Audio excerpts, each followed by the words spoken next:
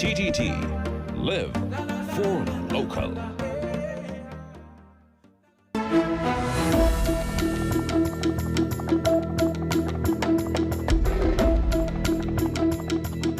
Good morning, this is your TTT News Update. I'm Carrie Roberts. Making the news at this time.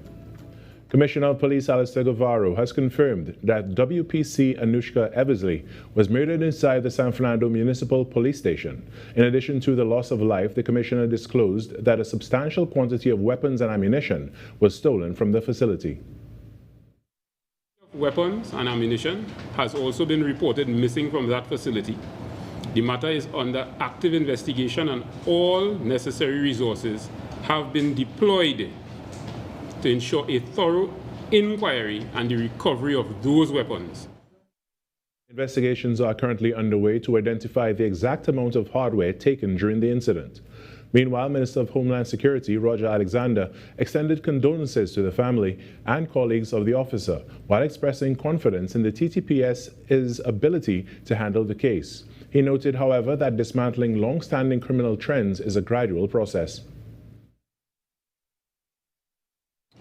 Things have been going out of control for a number of years, and you all expect us just to arrive and fix it immediately. It don't work like that. Criminality is something that has grown from strength to strength. So we must now intercept it, treat with it, dismantle it, and then you'll see the benefit of it. It's not a now process, it's an ongoing process. While the scale of the theft is being assessed, the commissioner assured the public that there is currently no information to suggest a targeted attack against law enforcement by any outside party. As the probe widens, investigators are not ruling anything out. Commissioner Guevara admitted that if the murder and theft proved to be an inside job, the betrayal would be profound. And Prime Minister Kamla Persad-Bissessar has stated that the incident, which occurred earlier on Sunday at the San Fernando City Corporation Municipal Police Station, was not the result of an external attack on the nation's security services. In a statement, the Prime Minister said the matter appears to be an internal breach involving the Trinidad and Tobago Municipal Police Service, which is separate from the Trinidad and Tobago Police Service. She confirmed that TTPS officers were not involved. Prime Minister Persad-Bissessar said the Ministry of Homeland Security and the TTPS will support the TTMPS, the San Fernando City Corporation, the Mayor of San Fernando in the ongoing investigation and efforts to recover stolen items.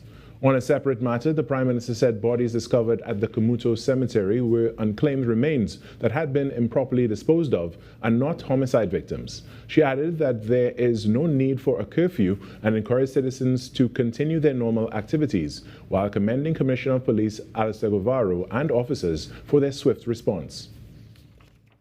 In sport, round 2 of the West Indies Championship got underway on Sunday with the Trinidad and Tobago Red Force facing the Leeward Islands Hurricanes at the Sir Vivian Richards Stadium in Antigua. Coming off a victory in their opening match, the Red Force won the toss and chose the field, making early breakthroughs as the Leeward Islands slipped to 66 for 7 by the 22nd over. Karima Gore and Jeremiah Lewis offered some resistance, hitting 57 and 19 respectively, as the Leewards closed on 131 all out. Anderson Phillip was the main destroyer with 6 wickets at the cost of 38 runs. Jaden Steele supported well with 3 for 33. In reply, Trinidad and Tobago failed to fully take advantage of the favorable position and closed the day on 85 for 6, still 46 runs behind as Kelvin Pittman ripped through the top order to end the day with figures of 4 for 20. Hope for a first innings lead Red Force rest with captain Joshua Da Silva, who is not out on 18, along with Anderson Phillip on 2. And that's what's making the news this morning. But joining us right now is the host of Trinidad and Tobago Today, Virmala Balkaran. Good morning, Virmala. Happy Monday. Good morning, Carrie. Happy Monday to you. How are you and how was your weekend? My weekend was, I don't know, it was for the most part chill. I had some work to do. I had some. I made a run to Maracas in the night to just grab some alupa and shark, which is not my favorite. Interesting. That sounds like a really good combination, and it's a nice night run for food. I didn't even think about going to Maracas at night. Yeah, you know, food. just like looking at the waves and and having a alupai and shark and just a chill environment. It was nice. I love that. Well, Carrie, for all of us in media and of course the country, it was definitely a very heavy one in terms of news and just being able to get up every single day. I'm so grateful for life and everything, but the TTPS really had a lot on their plates this weekend, so it was definitely one for the news. And like you know, after one thing was another, and a lot of tragedy. Yeah, we woke up this morning to some disturbing news about a quadruple murder as well in Morva, so that's something we'll be covering inside the show today. Also, that mass burial of bodies, 50+ bodies, another issue we'll be addressing on the show today. And so much more, Carrie. And you know, we were given some advice by our producer this morning. If you do feel like you're being consumed by the news and everything that's going on, it's okay to just switch off for a little bit. Yeah, it's okay to unplug because you know, it's only so much the mind could take when it's so many negative things bombarding your psyche like that. And we have experienced a lot over the weekend.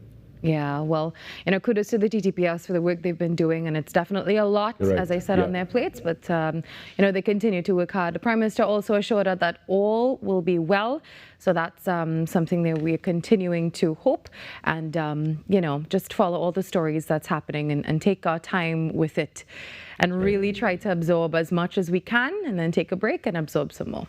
Yeah, that's right. All right, thank Carol, you so much, we'll talk Virmala. soon. We will. All right. Thank you so much. Yep. When we come back, the Trinidad and Tobago Today morning show gets going after this break.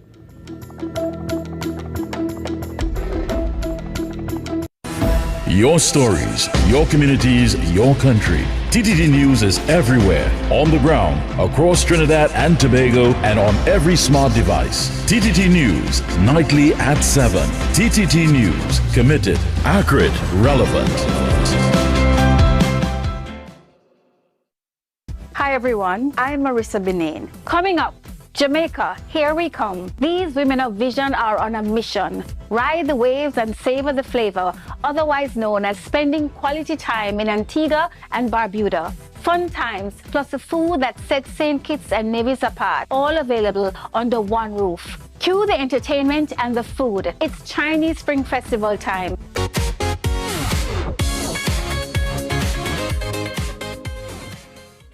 Barcelona drawing a game, not winning their first set of game. Worried, concerned. Emotional damage is fun to see. What a wonderful finish.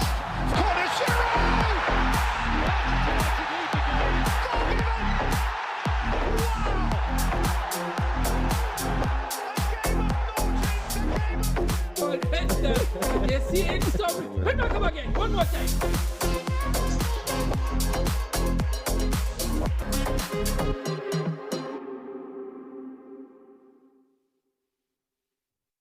Ever wondered what happens before the lights come on? Before the crowd pours in? Before the magic hits the stage? This is your all-access pass.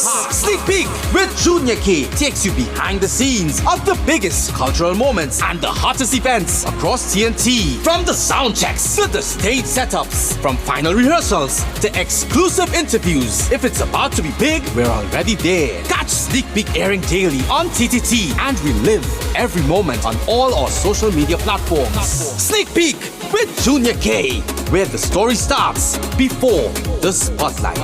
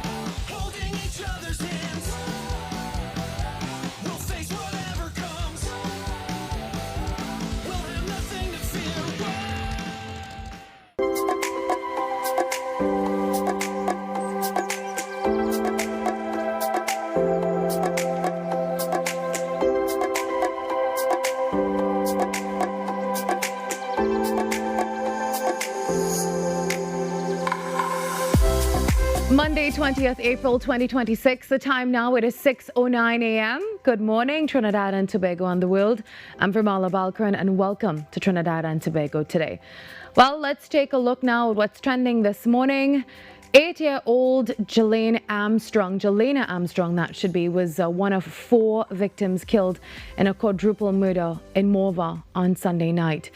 Well, initial reports indicate that the victims were in a red Lancer when gunmen opened fire on them on the Lady Young Road. Investigations are ongoing and more details will be provided as they become available, of course. And in other news now, a 28-year-old municipal police officer has been detained in connection with the murder of his colleague and the theft of a cache of firearms and ammunition from a police station in an incident that has shocked the country this weekend. While the suspect, identified as Javon Cooper of La Sophie Trace, Cedar Hill, Claxton Bay, is alleged to be the mastermind behind events on Sunday, April 19th, that's yesterday, which left WPC Anushka Eversley dead. Reports indicate that several of the stolen firearms and ammunition have since been recovered as investigators work to piece together the sequence of events. And this killing has raised serious concerns about internal security within the municipal police service. The Prime Minister has also condemned the incident, describing it as an internal betrayal, pointing to a breach of trust within law enforcement ranks. Investigations are ongoing as police work to recover the remaining firearms and determine the full scope of the operation. Crime Stoppers has also issued an urgent plea for public assistance to get these high-powered weapons off the streets before they can be used again. And there is a massive $100,000 reward that's being offered for any information that leads to the arrest of those responsible for this heinous act. Additionally, a separate bounty of $5,000 per firearm is available for any information leading to the recovery of the stolen weapons. And also, the Prime Minister has clarified that the bodies found at Komoto Cemetery that was on Saturday are believed to be unclaimed remains improperly disposed of, not homicide victims. And she has assured that there is no need for public harm.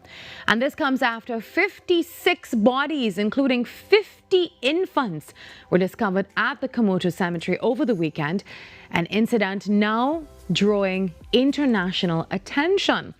While the remains were uncovered after a resident reported suspicious activity involving 2 gravediggers, allegedly employed by a funeral home. The men then told police they were acting on instructions and had already buried several bodies.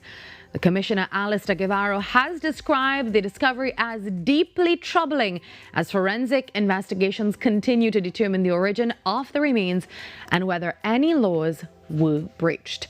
And I believe this morning we saw some preliminary reports coming out, maybe some names of those bodies. So we will definitely bring that to you as information comes to hand. We chat about this shortly as well with a prominent funeral home in Trinidad and Tobago. And coming up inside the show also, we have the Minister of People, Social Development and Family Services joining us to discuss the first year in office. So you know what to do. It's that time. Grab your cup of coffee and settle in. Trinidad and Tobago Today has begun.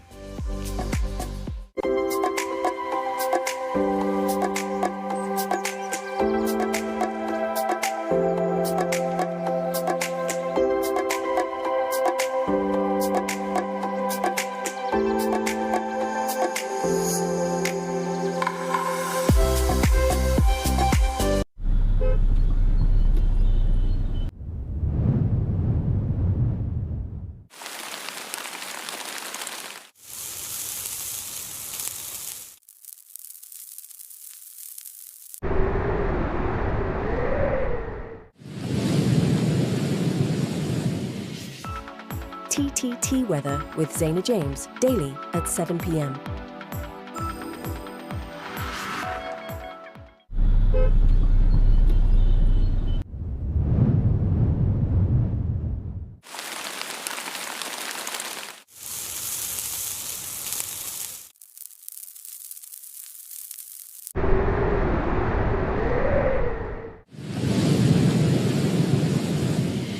Whatever the skies bring, stay prepared with TTT Weather.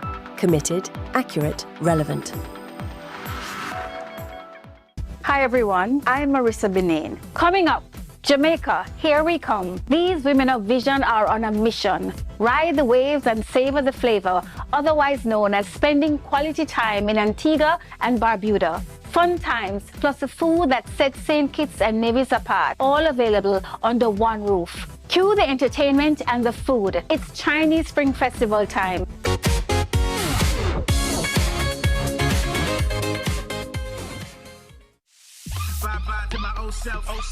Wake up to the new me. Coming soon. A new sound. A new class.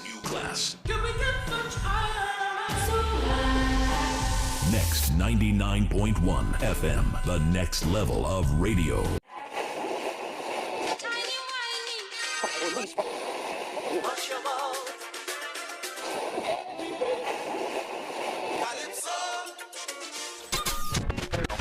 Since 1962, one sound has been living in the heart of Trinidad and Tobago, the longest running radio station in the nation. We're your holiday soundtrack, whether it's on your day off, Long drives, or house limes. we are always sweet. This is music with meaning, music with memories. Music that feels like home. And it's not just the songs, it's the voices you trust, personalities you've grown with. Laughter that sounds familiar. Sweet 100.1 FM, the rhythm of our identity. This isn't just radio, it's tradition. It's memories. It's part of who we are. Sweet 100.1 FM, the rhythm of our identity, part of your family.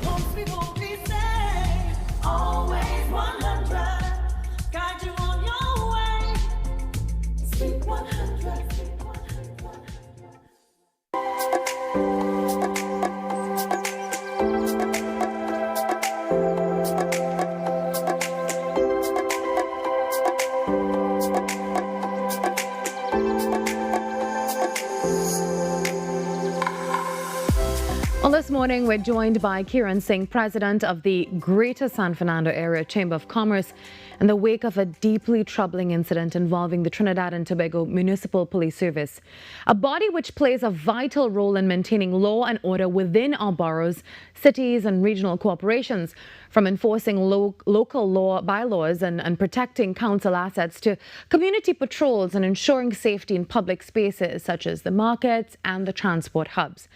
Now, against that backdrop, a serving officer has been detained in connection with the killing of a colleague and the theft of firearms from a police facility.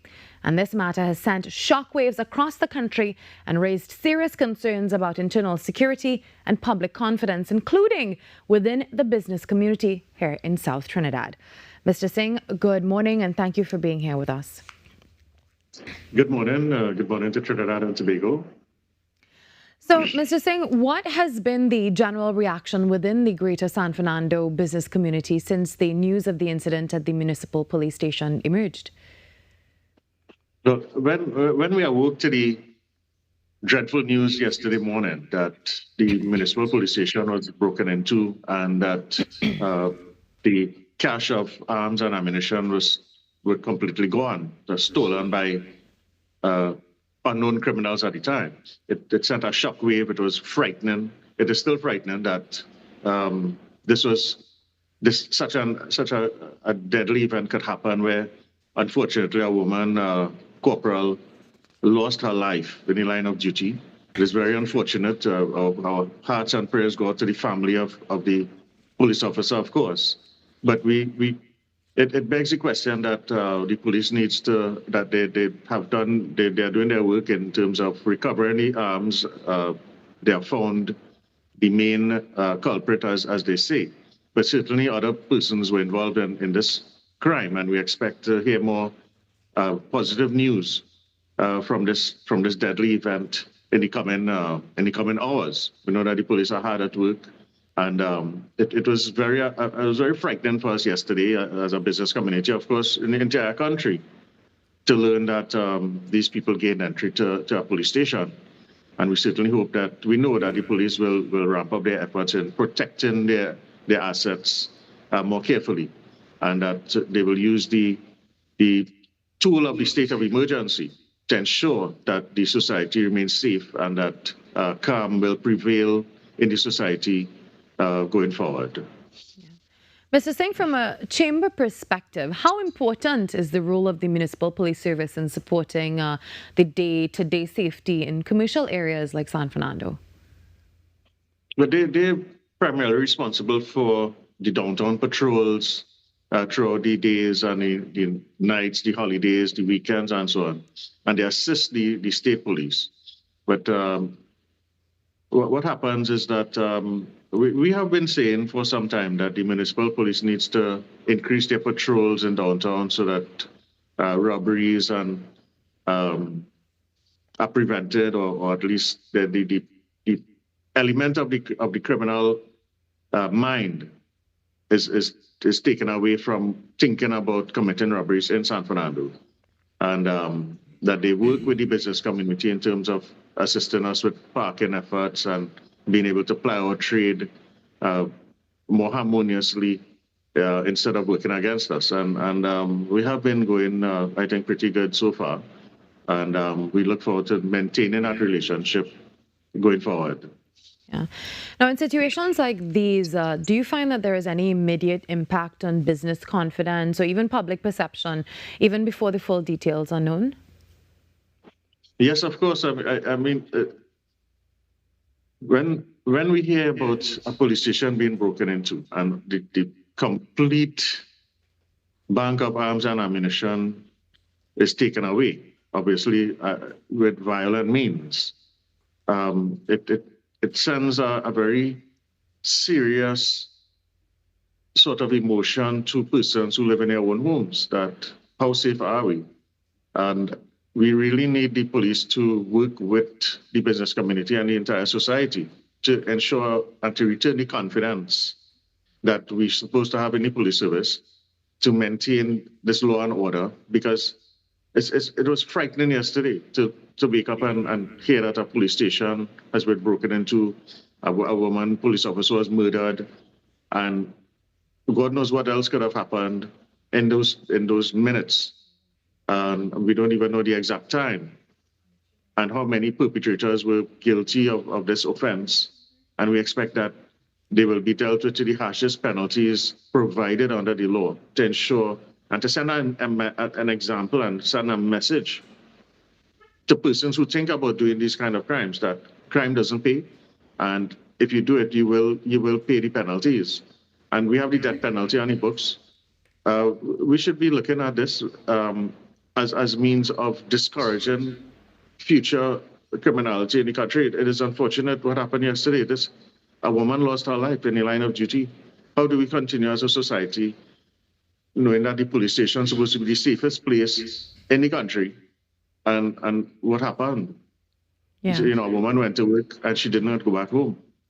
Now, further to that, yesterday afternoon, I believe the Prime Minister indicated that this was an internal matter within the Municipal Police Service. Now, how do you think that clarification is being received within the business community? It's unfortunate. I think the majority of the police service is obviously they're doing a pretty good job, especially in the southern region, the southwest and south district, in terms of the detection rate and keeping crime at a statistically low level when compared to other districts in the country. So when incidents like this happen, we immediately think, but wait, this doesn't happen in San Fernando. We're very safe, we're very family oriented. And the police, again, they need to reassure the business community and the society that that has not changed, that this incident will not happen again, that they will take greater efforts to ensure that they protect their assets. We already have so many illegal guns on the streets. This additional ammunition and arms that these criminals have found themselves with need to be taken from them in the fastest way possible, because it means these are police-issued ammunition. These are police-issued guns that, in the wrong hands, a gun is not a toy. Obviously, the guns are taken to commit grievous bodily harm and robbery and deadly encounters with the same said police or innocent citizens. And we need to really reinvestigate how we deal with crimes of this nature. This is really sad that this has happened in our beloved country yesterday. Mr. Singh, what are your members of the chamber saying to you this morning and over the period yesterday into today? Is it more concern or a sense of shock at what occurred? It was to start. It was frightening to start, and shocked that we couldn't believe that such an incident could happen. In San Fernando, the business people are very fearful. We do know. I mean, we have been working with the TTPS actually to install cameras in downtown San Fernando to have 24-hour viewing of the streets of businesses. We're doing it on High Street, Pointe-a-Pierre Road, Coffee Street, Mucrapo Street, Siparo Street, the main arteries in and out of San Fernando, to give us a better view. And we are working towards putting a room dedicated to monitoring these cameras, and of course, monitored by the police themselves to hopefully prevent future incidents like this. Because we don't want this happening to our own businesses. We have the responsibility to our workers, our customers, for them to feel more safe. And when you hear about a police station being invaded, it sends shockwaves throughout the community where we feel our own lives are at risk. Our customers' safety is compromised. And we have to ensure that the workers, when they come to work, that they get home safely. And how does this happen if the police themselves are in a compromising situation where their own protective services, their own protective gear and tools have now gone? How do they patrol the streets safely? Because it means they have to get arms and ammunition from the TTPS of the Hill. They don't have their own reserve. So how does the TTPS deal with ensuring that all the guns and ammunition are recovered? It is going to be quite a challenge for the ammunition itself. These thousands of bullets were taken yesterday. This is incredible. How do we recover all of these ammunition? Because it's just one bullet will kill somebody. And when we have over 4,000 gone missing, that alone sends a psychological message to the community that 4,000 could potentially mean so many potential deadly encounters by the criminals. And that is what is very worrying for us here today too. I mean, I don't want to say we're happy, but the fact that the TTPS has said that they have recovered a certain quantity of the guns and ammunition, that is a good start, is a step in the right direction. And of course, we support them in their recovery efforts, but we will not rest comfortably until every single gun and every single bullet is recovered. And of course, go after also the other illegal guns and ammunition that are on the streets, because the majority of crimes that occur by the youths in this country, especially the youths, unfortunately, is by the gun. They don't use knives, and when the police provide these statistics themselves, the serious, grievous bodily harm crimes are by the gun, not so much by knives and other implements that are used in deadly encounters. And that is what will prevent future crimes if we are able to get the guns off the streets.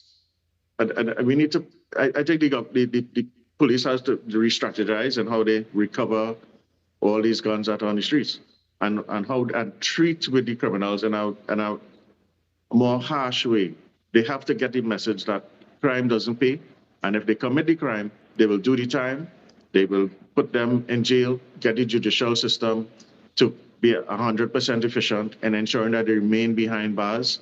And the police, the prosecution unit of the TTPS has to do their work to ensure that when they arrest a criminal, that they stay behind bars so that they don't come out, and they know that they run the risk of, if they commit a crime, they will be arrested. They have to ensure that confidence in the business community that the detection rates will improve. The detection rate is low. We know that is a statistical fact in this country, that we are not able to apprehend all the criminals that commit these crimes in a timely manner. And that will inspire the confidence back into the society that the police service is serious about doing their jobs. Yeah, my final question for you, Mr. Singh. San Fernando is definitely remaining a key commercial center. What message would you say is most important right now for traders and the small business owners in the area? That the TTPS, I know they had their press conference yesterday, but I think they need to engage with the business community on a more personal level to re-inspire that confidence in the TTPS and the municipal police that they are doing their jobs, that they will increase their patrols throughout the city and downtown San Fernando, not only during the day, but the nights, the weekends. Because for instance, this deadly robbery and murder happened in the night. It didn't happen in broad daylight. And that is when the TTPS, when the police, the municipal police, needs to be more vigilant. At nights, we've had robberies happening, not so much in San Fernando, but in other areas of the country, in Port of Spain, where robberies happened in the dead of the night, and they were able to apprehend the criminals the following day and so on. And we need for that type of policing to happen on the weekends, on the public holidays, when the criminals feel that they are free to roam and commit these deadly acts. And that will stamp out this crime wave that we are going through. We are in a state of emergency. The army should be more present to assist the police. If the police are complaining they don't have enough vehicles, they don't have enough assets to engage with the public in the manner that they should, we utilize the assets of the army to assist the police so that we can get rid the crimes that have been committed in this country is a small fraction, a very small percentage of the society. When we look at the population that we have in Trinidad of almost 1.5 million people, we're not all committing crimes. It's literally just a few persons who are doing it. And if we can't deal with these few people who are doing these deadly crimes, then we would have solved the problem that the crime would be, if not eradicated, but certainly substantially reduced to the point where the society feels safe to conduct their business with businesses that we can open later in the evenings, that we don't have to be fearful to when we're going home to behind burglar-proof doors and windows. And we have dogs. We spend so much money and investment in security cameras. And these youths apparently they have no fear of the camera or the police or facing jail time. We need to re-strategize with the police and how we go forward, and use yesterday as a learning example, unfortunately, to propel us in different areas into redirecting the efforts and ensuring that us as a society remain safe. It is unfortunate that what happened yesterday should have never happened. It should have never happened, and we really cannot allow something like that to happen again. As a country, this has sent the international implications for this is frightening too. That when persons look at us and how can you break into a police station? Yeah. And the fact that a police officer did that, it is not encouraging, because then the psychological impact is if a police officer can do that to their own, this is a stranger. This is not somebody who walked up the street and went and killed somebody. This is a fellow co-worker. This is so unfortunate. Yes, we really hope that doesn't happen. Absolutely. Thank you so much for joining us this morning. We appreciate your contribution, and we just wish you all the best, and the entire San Fernando community and the business community as well going forward. Thank you, and Trinidad and Tobago, be safe out there. All right, have a good day. At the time now, 6:34 a.m. We are following a story that came to us overnight, a quadruple murder in Morva. We have some initial reports for you on our TTT Live online page. And of course, investigations are ongoing. We'll provide you with those as they come to hand. In a short bit, we will be joined by Minister of People, Social Development and Family Services, the Honorable Vandana Mohit, to discuss the first year in office and so much more on Trinidad and Tobago today when we come back.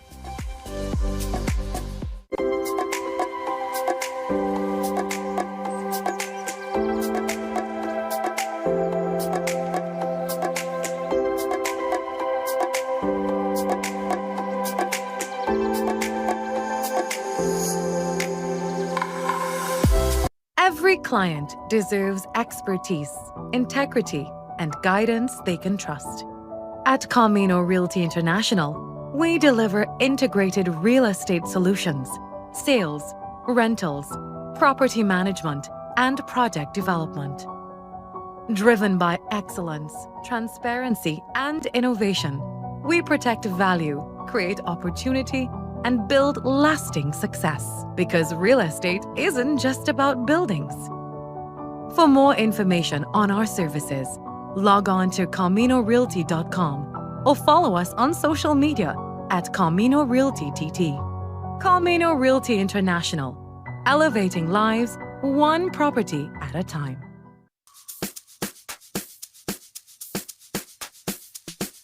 Women are a quiet strength the world leans on, the hands that holds everything together, and the heart that keeps on giving, even when they're tired. And it's time for us to celebrate that. I'm Yashamani, your host of Majestic Makeover, the series which uplifts and transforms the lives of everyday women who've carried so much for so long. In this season, we're looking for women like these, women who have endured, women who survive, women who keep on going, no matter what. A woman who's lost a loved one and finds the strength to go on. A survivor of crime who refused to be broken. A woman over 70 who gives to her family and the community every single day. A survivor of serious illness who continues to live with hope and courage. A physically challenged woman living fully with dignity and determination. These are the stories we want to honor. Do you know her? Nominate her. Let's celebrate her. Send us 2 brief paragraphs which briefly states who she is, your relationship to her, and why she deserves this journey. As well, send us your contact information. Send it to majesticmakeovertt@gmail.com. Because remember, every woman needs to feel majestic. Majestic Makeover Season 3, right here on TTT.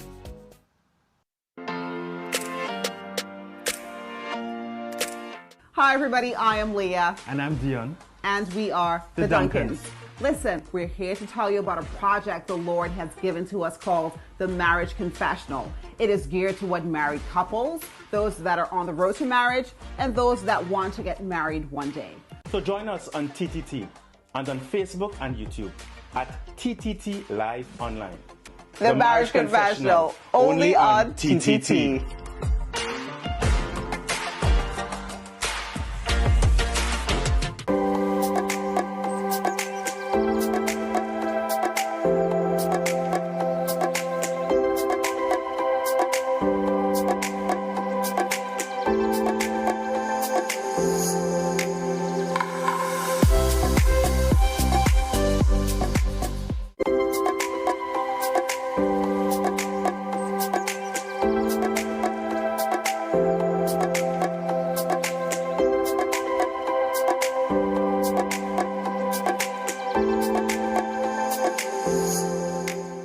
Of the shocking discovery of 56 human remains at the Komoto Cemetery, many believed to be infants, and growing concerns about unregulated practices within Trinidad and Tobago's funeral industry, Questions are now being raised about whether proper procedures are being followed in the handling and burial of human remains.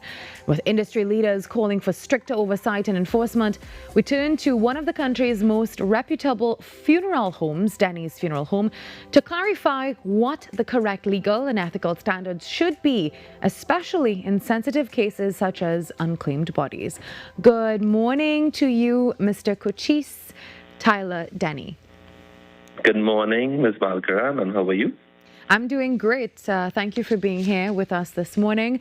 But how are you doing, given the level of scrutiny in your industry and following this discovery, that is? Like many others, I am concerned. Situations like this do affect public confidence. And as a professional in this industry and in this field, we take those things very seriously.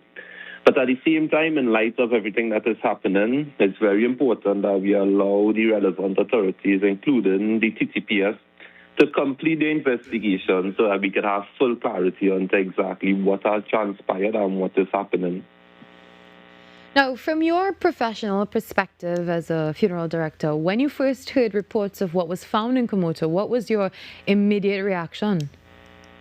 My immediate reaction was one of concern, particularly for families and particularly for the wider public, in the sense of what the confidence the public will have within the industry.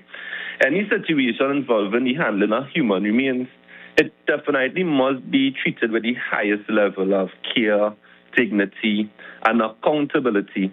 So naturally, if that is the process, it definitely raises questions that need to be addressed. Yeah. Now, I've been doing some research and I discovered the Burial Grounds Act. I believe it's chapter 3050. And I know that in a case like this involving unclaimed bodies, from a friendly society, or this pauper's burial that they're calling it, what does the act require before any burial takes place like this?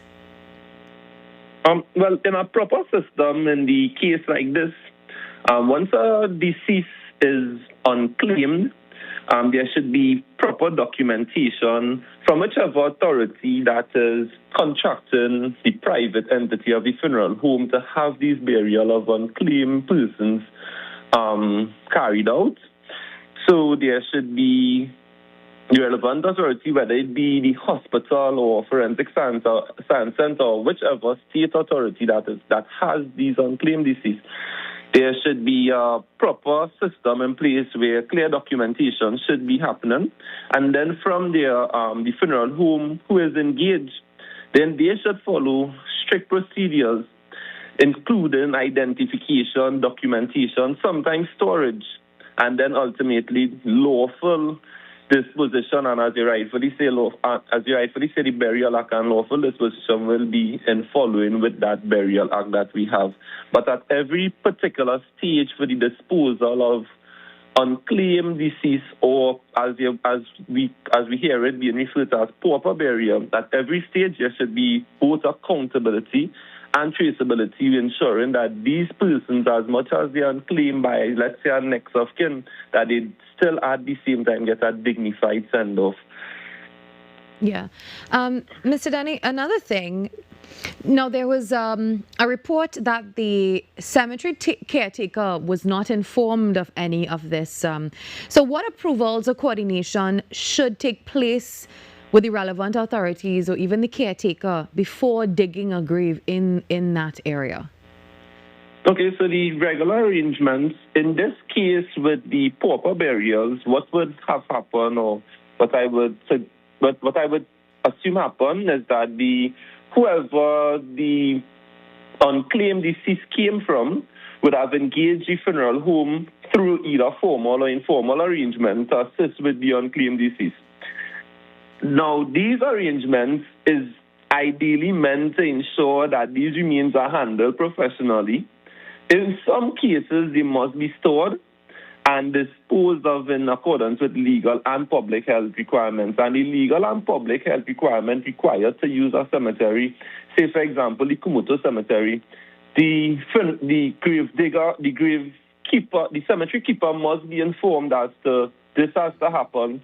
That cemetery keeper will have to get necessary paperwork such as death certificates for each individual that has to be buried. And then the cemetery keeper would then inform the corporation, and then the corporation will give assigned slots as to where each person will be buried. And as you would see in the Burial Act, there are rules and regulations in that act that will govern how much persons could be buried in one grave, whether it be family members, the depth of the grave that must be followed. So clearly, those procedures may not have transpired, or those procedures may not have been followed, which is unfortunate because it's still someone's loved one, and all procedures and all necessary documentation should have been put in place to prevent such situations. Yeah. Mr. Danny, are you aware of any similar incidents in the past like this? Similar incidents, I wouldn't want to speculate on a specific incident. I have heard of incidents before, but what I could say is that discussion around the standards and the consistency in which the funeral home industry operates, that is something that has been going on for some time, which even the president of the Professional Funeral Association of Trinidad and Tobago has been calling on strengthening the systems and calling for regulations for more funeral homes so that the entire funeral home industry operates at a high standard, in that way families could get better and more dignified farewell services for their family members. And with the regulations being called on to be addressed, we could definitely see situations like this happen, situations like this not having to repeat itself in the future. You know, when a funeral home is entrusted with unclaimed or stillborn remains, can you tell us what exactly is the mandate in terms of, well, care and documentation and that final disposition?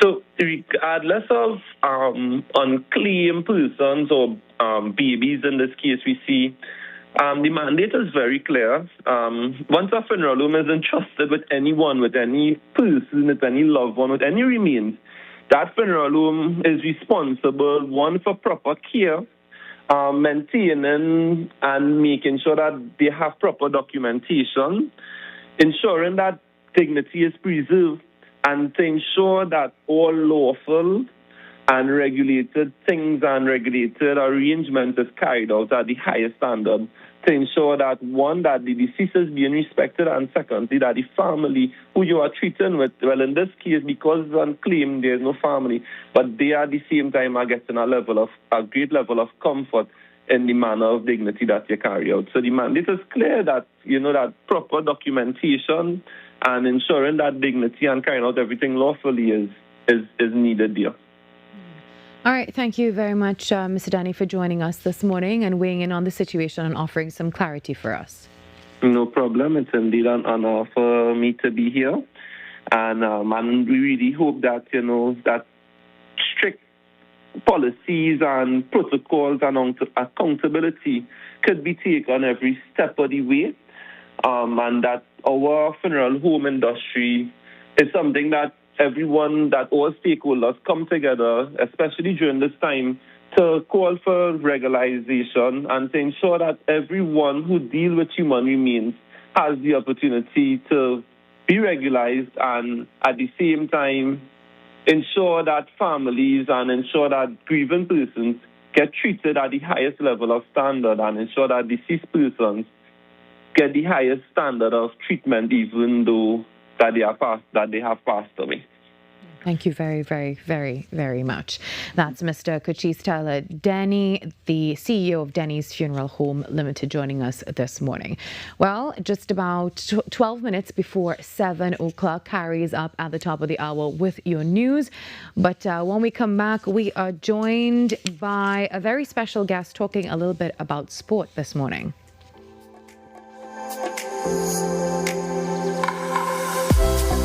The plays that shake the arenas. The stories that move a nation. From football to cricket, track to tennis, every win, every rivalry, every headline. This is where Trinidad and Tobago come for sports. TTT Sports. Committed, accurate, relevant. Every client deserves expertise, integrity, and guidance they can trust. At Camino Realty International, we deliver integrated real estate solutions, sales, rentals, property management, and project development. Driven by excellence, transparency, and innovation, we protect value, create opportunity, and build lasting success. Because real estate isn't just about buildings. For more information on our services, log on to CaminoRealty.com or follow us on social media at Camino Realty TT. Camino Realty International, elevating lives one property at a time.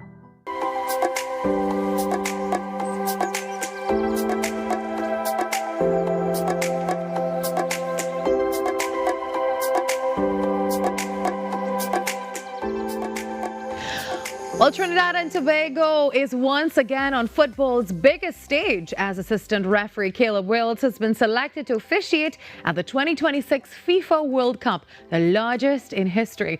Chosen after a rigorous 3-year FIFA evaluation process, Wales earns his second World Cup appointment, having also officiated in Qatar 2022. And his selection highlights not only his consistency and excellence, but also the continued rise of Trinidad and Tobago's refereeing on the global stage. Good morning to you, Caleb. Good morning, and thank you for having me. Well, firstly, congratulations. And what was your reaction when you found out you were selected for the 2026 FIFA World Cup? My initial reactions were that I was very happy. I was very proud to once again represent Trinidad and Tobago on the world stage. And it's even more important that this is my second opportunity to do so at the FIFA World Cup. Yeah, well, it is your second opportunity. And what does it mean to you to be selected again? It means a lot. It means it's a representation of all the hard work and dedication that we put in over the past 3 years, and we continue to work hard to achieve a top level. So can you tell us, how did you get into refereeing? What or who was your inspiration? There was a couple inspirations. My first main inspiration, my father, he was a referee, and he introduced me to the sport at a very young age. And secondly, when I was very young, I was watching the FIFA World Cup. I remember distinctly in France, 98, there was a Trinidad and Tobago official on the screen, and that inspired me as well. And getting into the appointment now, can you walk us through the 3-year FIFA evaluation process? What exactly does it demand from referees? There's a lot of physical training, there's mental preparation as well as technical work, as well as evaluation over games that I will have done both domestically and internationally. I will have done games at the CONCACAF level, at Champions Cup and Nations League and Gold Cup, and they will have evaluated all those games, as well as what I've done locally as well. Now, what are the biggest differences that you expect with this expanded 48-team World Cup format? Oh, it's going to be very demanding. It's going to be very exhausting. So the training will have to be reflective of a very long tournament. It's going to be longer. It's going to be more demanding, but we are ready to step up to the challenge. So as you mentioned training, how would you train, or do you train yourself to make split-second decisions with such high accuracy? Yeah, as an ongoing training, I mean, we get the feedback from the games, but even outside of games, we have training sessions where it demands a lot of physical load, as well as split-second decisions and concentration and awareness. So you will have millions watching around the globe. How do you mentally handle the pressure of that? It's very demanding. I have been to the Qatar World Cup, and I know how overwhelming that could be.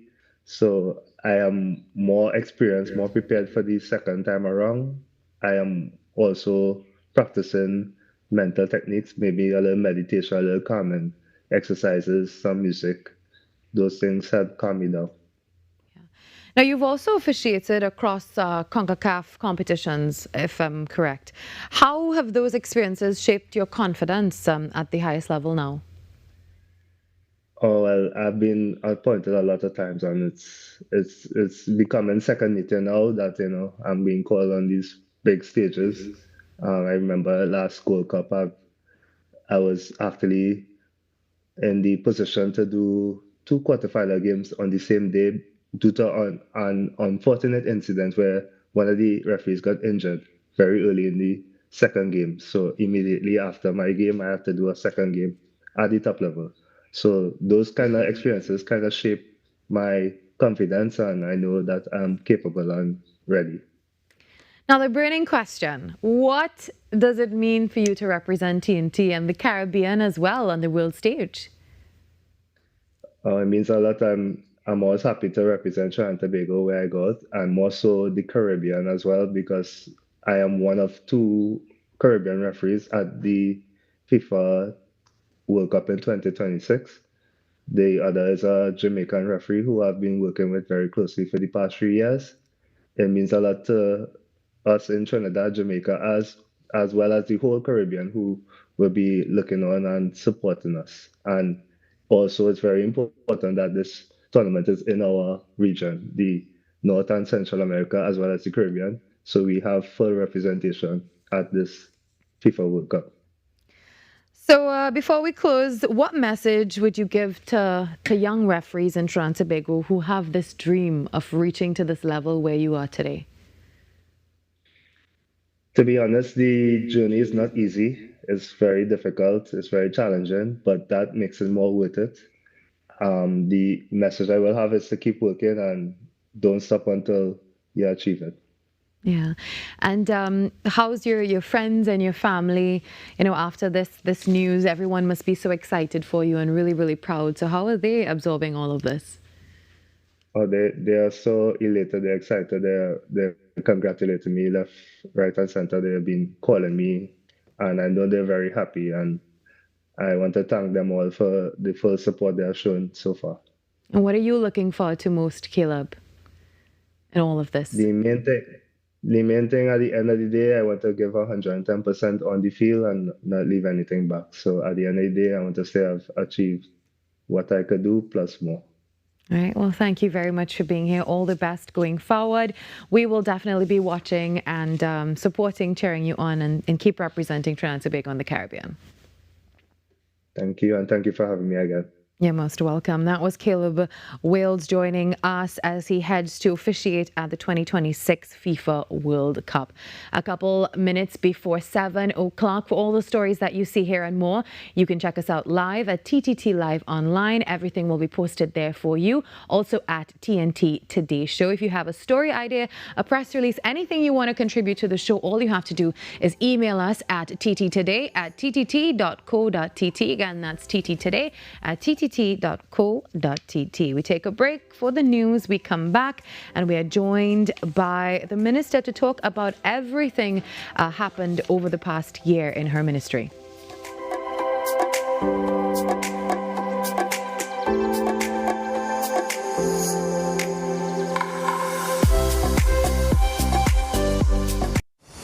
City 91.1. Thought-provoking conversations, bold perspectives, voices you trust.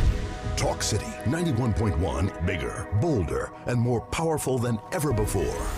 Yes, Talk City 91.1 FM. A brand new era of talk radio is here. With voices you know, trust, and respect. Get ready for an all-new lineup of the very best in talk. Andy Williams, Lennox Smith, Stephen Reese, Mr. X, Derek Charbodi, Roland Stewart, Sharon Farfan, Sudath Prasad, Heavy Duty, Alex Asing, Karen Francisco, Cherry Lean Lewis, Short Pants, and more of the voices shaping the national conversation. From hard-hitting current affairs to real community issues, culture, politics, social development, and the stories that matter most to you. This is where Trinidad and Tobago comes to talk.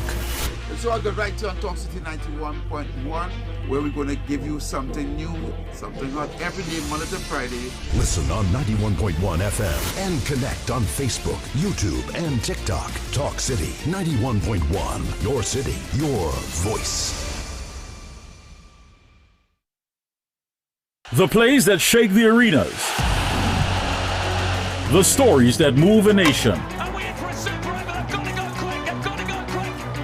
From football to cricket, track to tennis, every win, every rivalry, every headline. This is where Trinidad and Tobago come for sports. TTT Sports with Nasira Mohammed, daily at 7 p.m.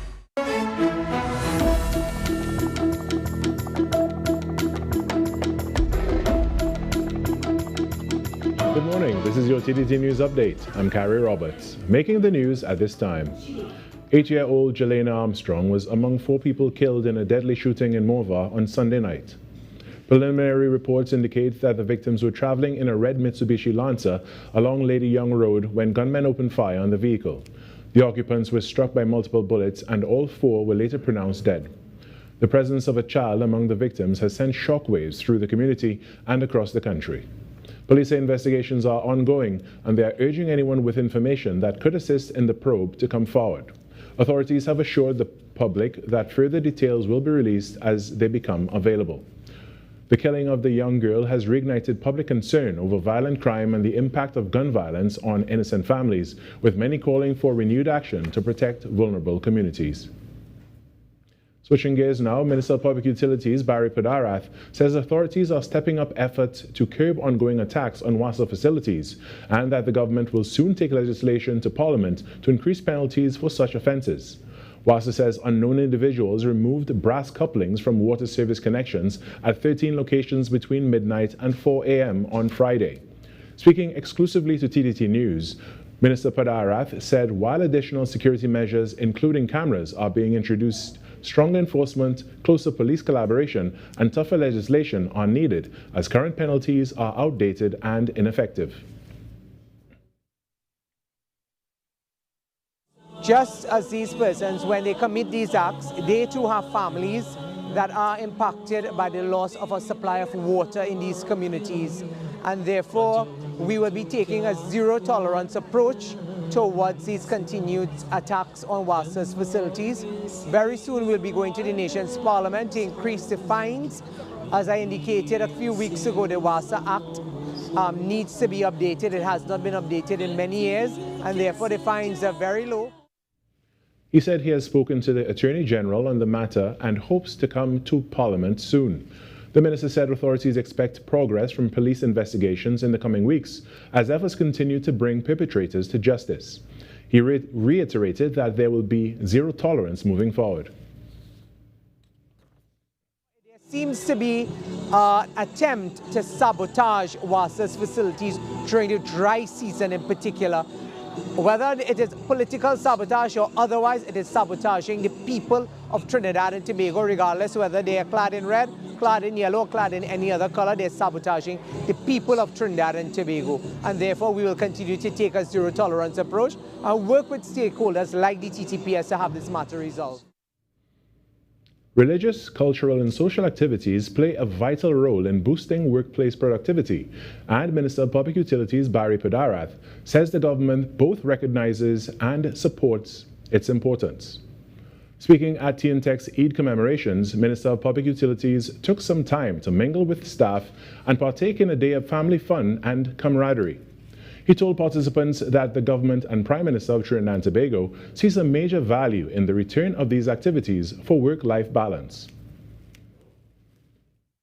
Having had the opportunity to be an understudy of the Honorable Prime Minister, I see the value of religious activities, cultural activities, social activities that brings employees and their families together, that contributes significantly to the development of any state enterprise or any organization. And therefore, I was very happy to lend my support to the return of these events, whether it is Eid celebrations, Diwali, Christmas, or any other, because of the value that it brings in inculcating a sense of purpose, and a sense of fellowship among our employees. Minister Padarath took the time to thank public servants for their dedication to duty, noting that what they do is sometimes not recognized enough.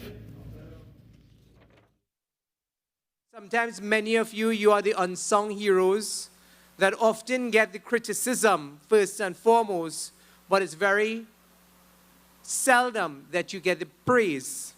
And this evening I want to say to you, thank you for your strength, your determination to keep the electricity company going as we observe 80 years of service to the people of Trinidad and Tobago.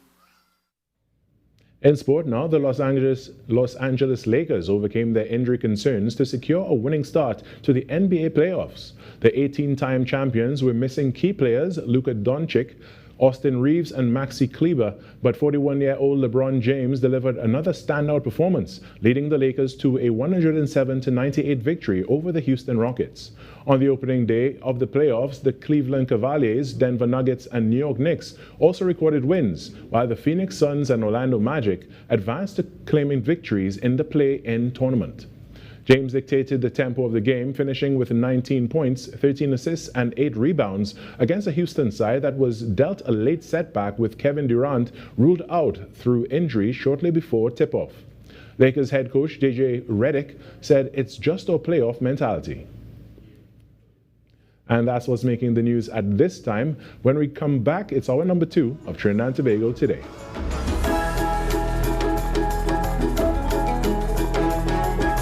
Attention viewers in Trinidad and Tobago. The Truth of God now airs on the TTT network every Sunday morning at 7 a.m. You won't want to miss the dynamic preaching of Pastor Jennings as he speaks from God's Holy Bible. The Truth of God, Sunday mornings at 7 a.m. on the TTT network. Every client deserves expertise, integrity, and guidance they can trust.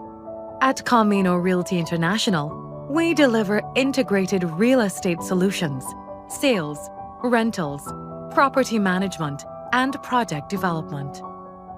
Driven by excellence, transparency, and innovation, we protect value, create opportunity, and build lasting success. Because real estate isn't just about buildings. For more information on our services, log on to CaminoRealty.com or follow us on social media at Camino Realty TT. Camino Realty International, elevating lives one property at a time.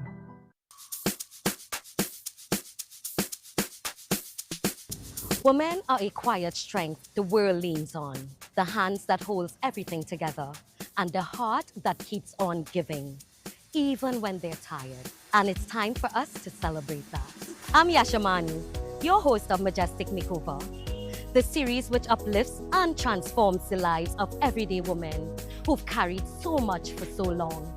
In this season, we're looking for women like these, women who have endured, women who survive, women who keep on going, no matter what. A woman who's lost a loved one and finds the strength to go on. A survivor of crime who refused to be broken. A woman over 70 who gives to her family and the community every single day. A survivor of serious illness who continues to live with hope and courage. A physically challenged woman living fully with dignity and determination. These are the stories we want to honor. Do you know her? Nominate her. Let's celebrate her. Send us 2 brief paragraphs which briefly states who she is, your relationship to her, and why she deserves this journey. As well, send us your contact information. Send it to majesticmakeovertt@gmail.com. Because remember, every woman needs to feel majestic. Majestic Makeover Season 3, right here on TTT. Your news, anytime, anywhere. TTT News brings you the facts that matter most, on air and online. TTT News, nightly at 7. TTT News, committed, accurate, relevant.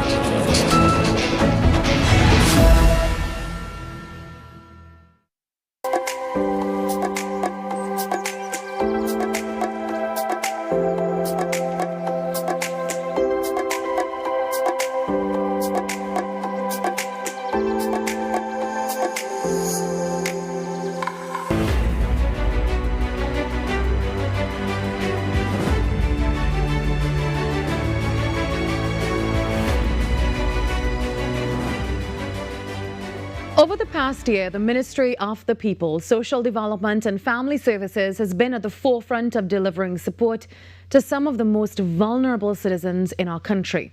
From tackling long-standing pension and grant backlogs to strengthening social safety nets and improving outreach, there have been several key initiatives aimed at making services more efficient, accessible and people-centered. This morning, we're examining the current administration's first year in office, and we're joined now by the Honourable Minister Vandana Mohit to discuss the work her ministry has been doing, the progress made so far, and what lies ahead for the people of Trinidad and Tobago. Good morning, Minister. Good morning, and first of all, thank you for having me. And congratulations on your first year in office. I know you definitely hit the ground running, and we're going to ask you the first question. Sure. When you walked into the ministry for the first time last year, what was the first thing that you set out to achieve?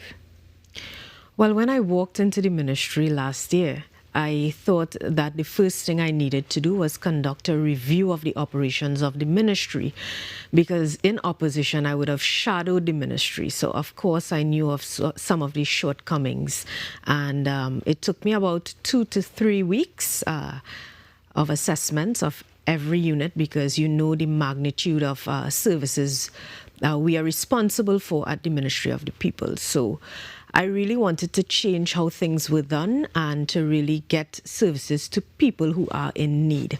So as a part of that review, we obviously realized that we needed to take certain items to cabinet immediately. And one of the first things that we discovered is there were significant amounts of backlog in various units, within various units. The National Social Development Program, that unit, the obviously social welfare, which was one of the first backlogs in which we tackled. Social welfare obviously deals with established grants of the ministry, which is senior citizens pension, disability grant, public assistance grants, and so on. And what we would have recognized, I think that was the first 2 to 3 weeks in office, there was a 6,400 plus backlog at the NIB. Now, this ministry is one that is at the center of delivery, but of course heavily reliant on partnering agencies, state agencies like NIS, NIB, which we know it as, immigration, and so on. So obviously, we had to engage in a series of discussions and meetings. We did not play with that because we knew that many people were awaiting word on their applications. So what we did is we met with NIB. We met with the Executive of Immigration and NIB, ministers as well, Minister of Homeland Security, and Minister of Finance gave his blessings. And we were able to clear that backlog with the NIB alone in one weekend. So a part of those 6,400 in the first month, actually, we were able to clear 2,500 out of that for senior citizens pension alone. And this was a major achievement for us in the first few weeks in office. And apart from that, we continue to deal with backlogs. At our social welfare offices, we would have had a backlog of 70-something, I think close to 7,500 as of recently, over the last month or so, in terms of people who would have been waiting for senior citizens pension, disability assistance grant, adult and minor public assistance grant, about 7,500. And what we would have done is it took us quite a few months to really deal with all of these offices and get information. That was one of our challenges, information coming to us. And, we were able to recently hire 30 plus officers, about 35 or so, to get into those offices and provide support where we are lacking officers who, of course, we rely on the Service Commission to hire, provide that support needed at those offices so we can get the current backlog reduced. Yeah. Now, you've also initiated a review of the standard means test, which determines eligibility for support. What prompted that decision, and how is that process going? Well, this came as a part of the assessment and the review of the ministry, because we would have consulted with every unit in this ministry. And one of the things we recognize is that persons were failing the means test by $1, which was something very shocking for us. So what we decided to do is to assess and have our social services advisor at the ministry and our SID unit at the time really deal with this issue as a matter of urgency. So what we did is we took this to Cabinet, a review of the standard means test, and when this went to Cabinet, of course, Cabinet approved it, and following that, a committee was put in place, and the committee was given 6 months to report to Cabinet, and the committee actually responded in 3.5 months, which is highly commendable. So I congratulate all of those persons from those different ministries who would have sat on that committee publicly here this morning for the work they would have done on the standard means test. Cabinet accepted the recommendations, and what we are doing right now is we are putting in place the new standard means test, which should be ready and in all of our social services centers in June of this year. Yeah. Now, one thing you've always stressed is that you want to ensure that the system is fair and more transparent, the way that people qualify for assistance. And I know you've been putting things in place to ensure that that goes forward. Tell us about that. Sure, and that is the main reason for reviewing the standard means test, because what we recognize is a lot of vulnerable people, they were falling off the radar with the current standard means test because of the fact that they were using 2016 data. And we would have worked with Ministry of Planning, Ministry of Agriculture, Public Admin, etc., to ensure that, we come up with a comprehensive plan to really deal with the poor and vulnerable. And, sometimes you would hear persons as MPs or even as the media, things are hard. We really need help. Yes, we may be working for us, as they say, small money, but we still need help with food. We still need help with some form of social welfare assistance. And what we have done is we have reviewed the means test in such a way that we are still able to engage in accountability, protect the public's purse, but at the same time give the vulnerable population a greater chance of qualifying through, the criteria by which we have in place.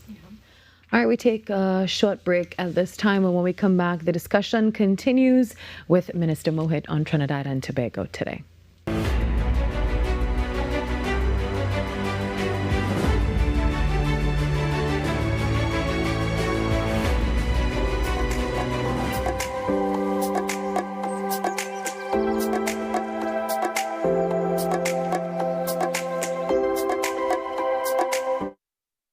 Unleash your imagination with TTT's Terrific Toon Time. Join us as we stop evil geniuses from taking over the world on Super Z, or hop on board for a journey into outer space with Galaxy Kids. Be a part of our quest to save the forest alongside our robot pals from Bugspot Ignition. Or let's go exploring with Duda and Dada. It's fun-filled adventure with Terrific Toon Time right here on TTT.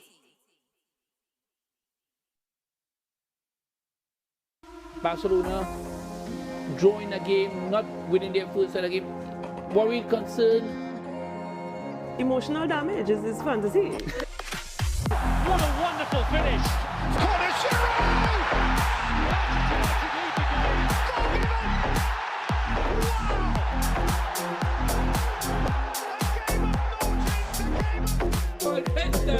You see it? So, let me come again, one more time.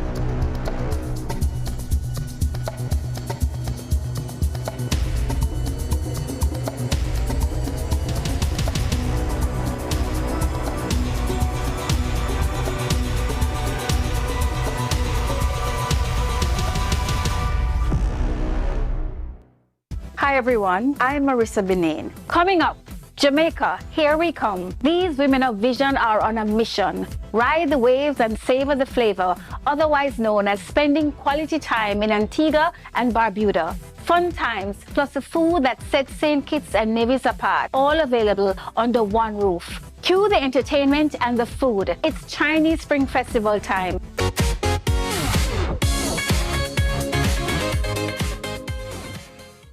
Your news, anytime, anywhere. Join us nightly at 7.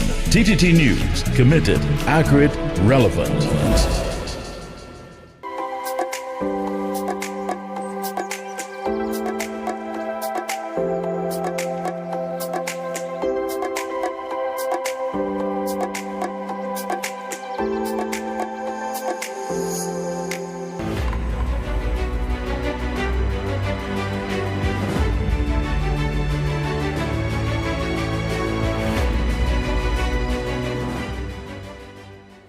We continue our discussion this morning with Minister of People, Social Development and Family Services, the Honorable Vandana Mohit, joining us on Trinidad and Tobago today to tell us a bit about the past year in office.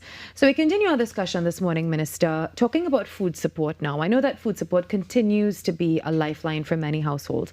How has your ministry strengthened the food support program over the past year? In terms of food support, apart from the over 12,000 persons we have on the permanent food support, what we recognized when we took office is that yes, there were a lot of vulnerable persons outside crying out for food. I myself, as an opposition MP, even still as a government MP, I engage in a lot of hamper distributions. And one of the things that we recognize is that at the ministry, we can expand this program, not just from a social services center, but somewhat an on-the-ground initiative. And as we know, MPs and so on, they are face-to-face with constituents. So one of the things we did is we looked at expanding the festive support.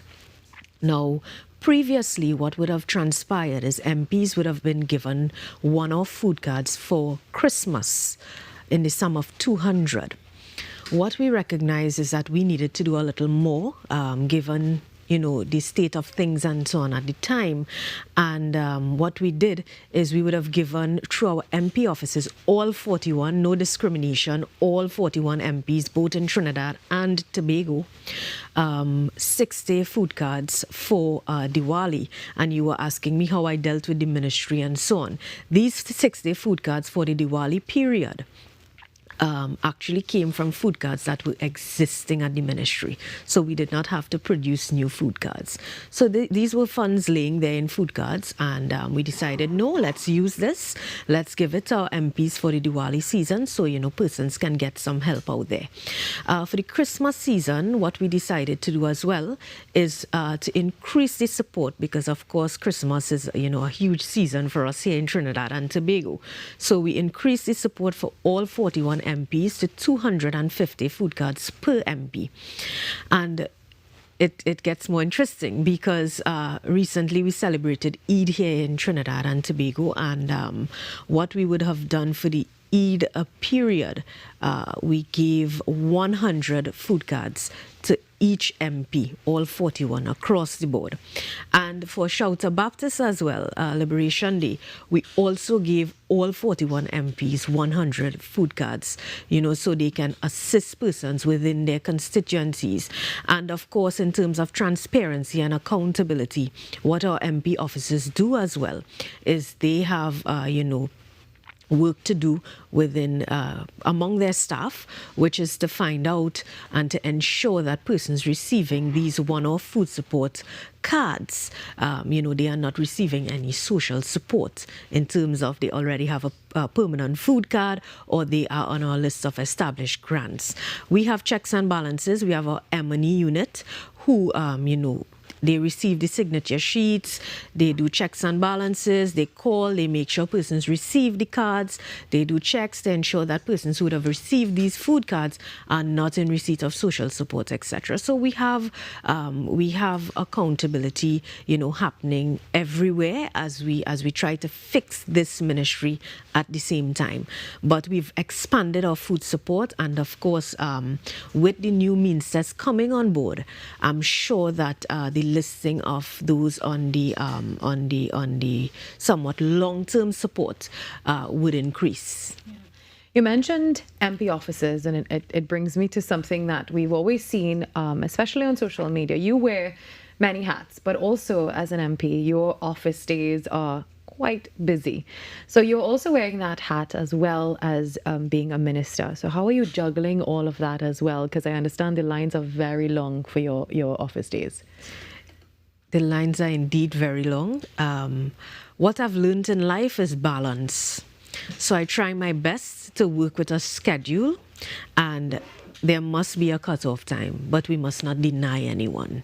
So I have a full staff at my constituency office who I can rely on. I mean, they've been with me forever, and they do the work in my absence. And when I'm present, we pool together our resources and we work strongly together. I also have some very good councillors in my constituency who work extremely hard. They're always in the community. So we have that closely knitted relationship in the constituency. So we ensure that our work are done there. Yes, you can't do everything all at the same time. Sometimes you may get some blows, but it comes with the job, because we too face, some challenges in trying to get the job done. Yeah, collaboration is key. And speaking of that collaboration, you've also been working with international partners like UNICEF.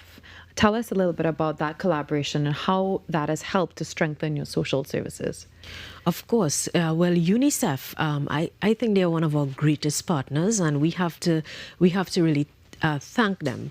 They have been working with this government, the Prime Minister's office, as well as the Ministry of the People, Social Development and Family Services. And through UNICEF, Trinidad and Tobago would have been able to conduct some assessments and produce the child poverty report, which our cabinet would have adopted. We accepted that report, and following the acceptance of that report, we would have had a committee put in place to develop what you call the National Child Poverty Reduction Strategy, incorporating several ministries. Some may not sit on the committee directly, but we will co-opt as necessary. And these ministries will be a part of the committee which UNICEF will provide the consultants and so on. Work have already started on that, and I would say that I'm very grateful for the work of UNICEF and our Gender and Child Affairs division, because when I got into the ministry, what I noticed is we would have tendered for works to be done for a national poverty reduction strategy. And when I looked at this particular report, and we had some presentations and so on done, and I saw it was recommended by UNICEF that we engage in child poverty reduction strategy. We decided to hold on that national poverty reduction strategy, get the national child poverty reduction strategy done, and then incorporate that into the national poverty reduction strategy. So we are not leaving our children behind. Of course, we deal with children in our ministry, the vulnerable, women, etc. So we don't want to leave anyone behind. And of course, we can't leave our children behind, because our Prime Minister, and I think everyone knows that our Prime Minister is very, very concerned, always very concerned about our children of Trinidad and Tobago. Yeah. Now, I know you also work with community organizations and the NGOs as well, and what you do is that you take feedback from the communities and all the groups, and they influence policy and program. How important is that feedback from the ground? Well, since I took office, there have been several NGOs who have been requesting to meet me, and I have been trying to meet all of them. But what I did, because we could not meet all of them on a one-on-one in 1 year, we decided as a cabinet that we will work with our NGOs because, of course, in any government, civil society, they play a critical role. So I have met with some of them already. Some of them, they wrote to me and so on. And what we would have done is we recognize that some of our NGOs, they are not aware of financial compliance, the full details of it and how they are to file their returns and be fully compliant with state agencies in order to continue to get financial support and so on. So what we recognize is that we will take to cabinet, this training initiative. And because of the fact that it's so many and we can't meet with all of them, we decided to engage in a day of training for World NGO Day, a workshop actually where it was oversubscribed. So we have to do one soon again. And, we held discussions and so on with several NGOs throughout the country. In addition to that, what we recognize is several of our NGOs, they are unable to get subventions. So what Cabinet would have done is we approved these one-off grants and increased some in terms of our budgetary allocation, so more NGOs can, get the one-off grants by means of application. So what we would have done is we've had several requests from NGOs throughout the country for these one-off grants, and we have been giving out, several of those to the Down Syndrome Network, Sway Foundation, Senior Citizens Activity Centers, disability, those NGOs who deal with differently able persons, so that we have them more engaged, etc. So we are working with our NGO partners because they are most critical to us in the fight against all the social issues that we face. Yeah. Well, Minister Mohit, one of the burning questions for me is about period poverty. So before we wrap up today, I really have to ask you about that. I know you've been doing some work and that is absolutely refreshing. I want to say congratulations on that and thank you for that. Where does the ministry currently stand on addressing period poverty in Trinidad and Tobago? Well, I think the first good step we would have made as a government is to allocate $5 million for the Women's Health Fund, and Cabinet would have approved this already, and the committee is now in place. They are to meet and finance. Following that, we have done the proposal already from Ministry of the People, and the committee will now meet, engage in some discussions, bring forward their recommendations, and of course we will begin our work throughout the schools in this country, because in meeting with several NGOs who assist schools, etc., it was raised with me that we must pay special attention to our schools in terms of the period poverty initiative.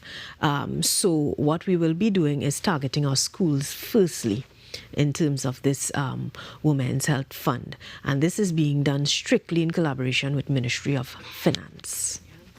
Minister, what would you say has been your biggest achievement so far in your first year in office? I would tell you straight up that is very difficult to say in terms of one, because this ministry is huge, and I would say that we have had success in almost every department in terms of delivery. Disaster relief grants, we've been clearing backlogs there as well. We've delivered over 1,300 disaster relief grants in less than a year. On Wednesday, we have another distribution. Next Tuesday, we have another distribution. We've distributed over 300 home repair grants from the ministry as well. And we have been able to sustain, in difficult economic times, to sustain all of our established grants and clear backlogs at the same time. I think clearing backlogs right now is a big success for us, because this would mean that we are dealing with the vulnerable firsthand and the issues in which they are facing. In the coming year, I believe that we will have some more success initiatives which we can claim, because of course we are in the first stage with some of them. And one of our biggest achievements for this year is to have that National Enrichment Center for persons with disabilities operational. That building was basically opened with a plaque and no operations inside of there. I am so happy that we were able to get a memorandum of understanding done with the Ministry of Health in a matter of about 2 to 3 months. And in December, we started operations there. And now Ministry of Health, they are fully there, conducting assessments and so on. What we have out right now is, that particular tender for expressions of interest, so that we will begin our therapeutic services there at that facility. And I think that's a big achievement for us, for persons with disabilities, because we would have allocated $2 million for therapeutic services at that particular facility. What we have as well is, next to that facility, we'll have the National Sporting Academy for Persons with Disabilities. We are in the design stages for that particular project, and I think getting this off the ground will be a big success for us, so that those persons, they have something to look forward to and they don't have challenges, because at our current facilities, it's a lot of challenges persons with disabilities face to access our current facilities. So this will be a big success for us. I'm happy that our government, under the leadership of our Prime Minister, we are able to initiate projects such as these. But we have been able to deliver from this ministry, and I think that is our greatest success. And we do look forward to continue delivering from this ministry. And hopefully, in the coming months, the population will be pleased in terms of all of these clearing of backlogs. Minister, what would you say has been your biggest challenge so far? The biggest challenge thus far, of course, is working with timelines, because this is a ministry where it's like social media, changing by the minute. Things you have, social issues, it comes up by the minute. You have to deal with things that may you think you're succeeding here right now, and in the next minute or two something is happening out there where you need to respond. You need to change your policy. You need to add a policy. So I think that's our biggest challenge. But the thing about it is, what I would say is we have a good team in place.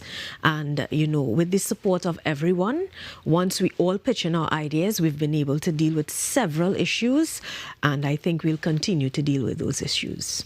Minister Mood, thank you very much for being here with us this morning. Again, congratulations on your first day in office, and we can't wait to see what you and the ministry continue to achieve going forward. Sure. Thank you. Thank you very much. That was the Minister of People, Social Development and Family Services, the Honourable Vandana Mohit, joining us on Trinidad and Tobago today. Remember, for all of this, you can access it a little later on at TTT Live Online and TNT Today Show. Everything that you see here is always posted for you at TTT Live Online. While we take a break and we come back with more on Trinidad and Tobago today.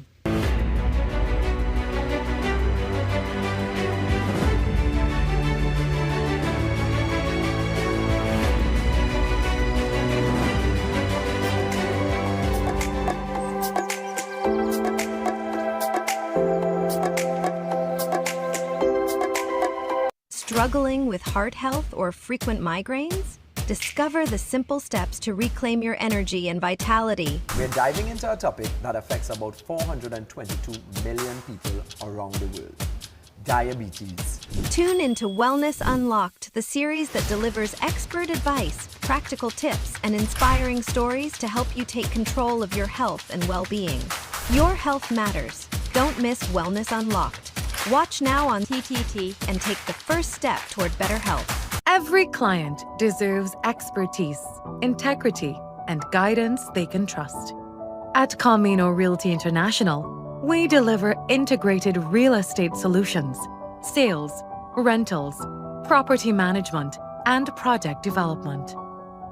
Driven by excellence, transparency, and innovation, we protect value, create opportunity, and build lasting success. Because real estate isn't just about buildings. For more information on our services, log on to CaminoRealty.com or follow us on social media at Camino Realty TT. Camino Realty International, elevating lives, one property at a time.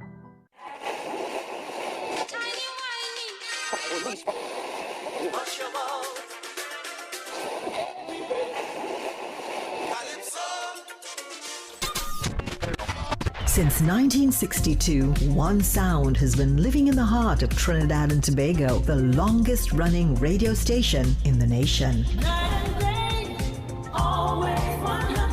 We're your holiday soundtrack, whether it's on your day off, long drives, or house limes. We are always sweet. This is music with meaning, music with memories. Music that feels like home. And it's not just the songs, it's the voices you trust, personalities you've grown with. Laughter that sounds familiar. Sweet 100.1 FM, the rhythm of our identity. This isn't just radio, it's tradition. It's memories. It's part of who we are. Sweet 100.1 FM, the rhythm of our identity, part of your family.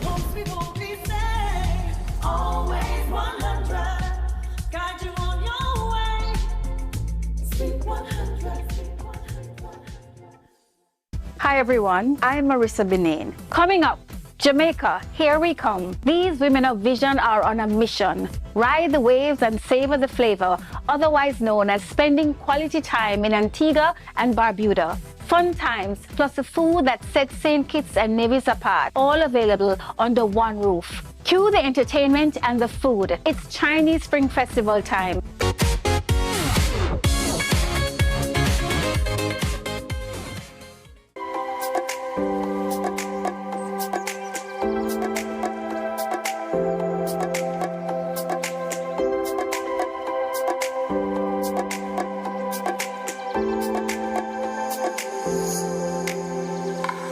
Well, today we're highlighting an inspiring initiative focused on understanding and supporting neurodiverse children and their families in Trinidad and Tobago. So joining me this morning, Dr. Vanita Shukla, consultant pediatric neurologist, and Mr. Dave Gibson, service projects chairman of the Lions Club of Port of Spain Central. Good morning to you both. Good morning. Good morning. Well, they're here to tell us all about the awesome initiative built on acceptance, support, understanding, and management, and how it's helping to create a more inclusive society where every child can thrive. With a free parenting conference coming up on April 26th, this initiative is empowering parents, educators, and caregivers with the tools that they need and, of course, the support that they need. All right. Well, good morning again and welcome to Trinidad and Tobago today. Thank you for having us. You're most welcome. And also good morning to Dr. Sophia, who's in studio with us behind the scenes today. So, Dr. Shukla, we hear the term neurodiverse children. What exactly does that encompass? So an analogy I like to use for neurodiversity in itself is if you take a classroom of children, and within that classroom, every child, all children would think differently. We have the creative children, we have the inventors, we have the scientists, we have those that think bigger picture, and then we have those that hyper-focus on something. And that's what neurodiversity is all about. And it's about changing the terminology from those medical terminologies that we've used in the past to more inclusive terminology. Neurodivergent kids are children who just sit outside the box of neurotypical development. So those are children that have, diagnoses of autism, spectrum disorder, or persons with autism. Then we have children who have other learning challenges, for example, ADHD, dyslexia, even Tourette syndrome. So that would be how I would explain neurodiversity in a nutshell and those neurodivergent conditions as well. Now tell us about the genesis of the awesome initiative. Right, so it's actually stemmed from Dr. Saf's son, who is a person with autism, an amazing child, an awesome child, and his name is Musa, M-U-S-A, and the awesome for awesome initiative is Musa spelled backwards. So he created this play on words, which a lot of these neurodivergent kids, they actually excel at. They're very creative. And it stands for A, acceptance, S, support, U, understanding, and M, management. So note not treatment, because autism is not a condition that you can treat. It's not something to be cured, but management. So managing the condition with the supports that they need. I'm seeing some footage on the screen now, and I believe this is Musa's book. And this is actually Musa's handwriting. Can you tell us a little bit about this book with all of his writing, Dr. Shukla? Yes, of course. So I first met Musa officially last year October, when they had the first Awesome Initiative conference. Yeah. And we spoke about this, right? And what he said was that this initiative is not just about him, even though it stemmed from his ideas. It's for all children, so all children who are considered neurodivergent. Yeah. So, Mr. Gibson, what does awesome mean to you, and why was it important to Lions to give support? Wow. Well, awesome, apart from just being awesome, it triggered something for Lions, because for this fiscal year, which actually started in June last year and ended in June this year, our international president of Lions saw it fitting that we pay more attention towards mental health disorders and so on. And with our prospective Lion member, who is Dr. Safia Mohammed, came up with this idea of awesome. And we were speaking about our initiative as Lions.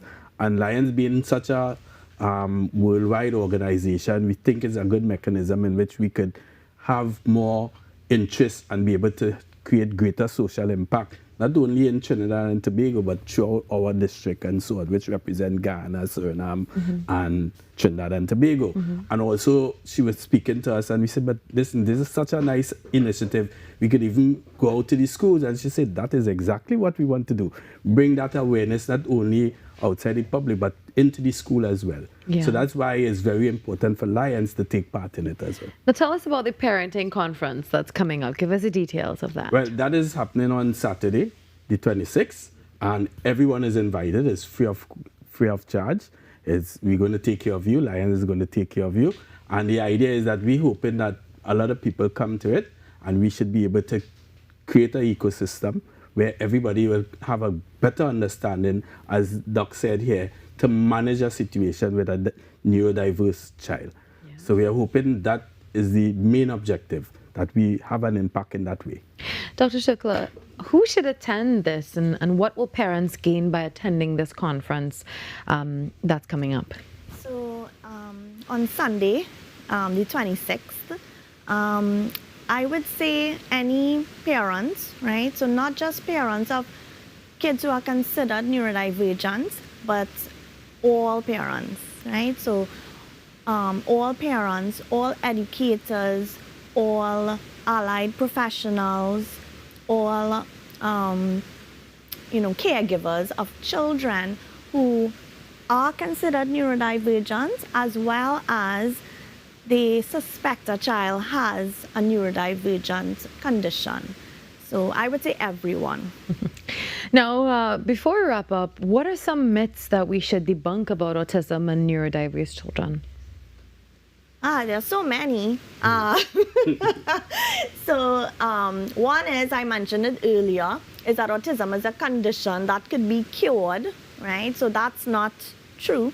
Autism is actually a different way of thinking, right? We mention that their brains are wired differently, and it's not something to be cured. It's not a specific treatment for it. We've not, research is not going into finding a cure, but more about understanding the condition a bit more, because with understanding, then there becomes acceptance.